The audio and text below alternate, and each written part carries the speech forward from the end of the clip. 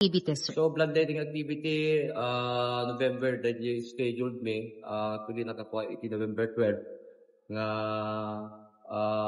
Philippine National Red Cross iti mang kadwaming sponsor da ito nga programa.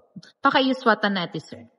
Pakayuswatan. Actually, awan pa kasi dati ti pampamayaan mingamin, nalpas ti 2nd district, so possible 1st district, awan pa dati exact venue na, pakaramidan na, una venue na dati bloodletting. Ngam sino dagiti beneficiaries tayo ka dati, sir? So, actually, adun ti beneficiaries tayo, adun nagiti natutulungan tayo nga ka-provinsyan dati Ilocos Norte, I think, adun 26 nga pasyente, both from the Governor Roque Ablan and the Mariano Marcos, adudan dagiti natutulungan tayo. Mostly lang abon ko tagi-recommend dagito kadagiti ABC President, no ato dagiti kabarangayan da kay yanda nga daytoy makasapol ti dara, isu da lang no kamot ti daytoy ko nang nga mangi formar kanyak nga dat makasapol ti dara.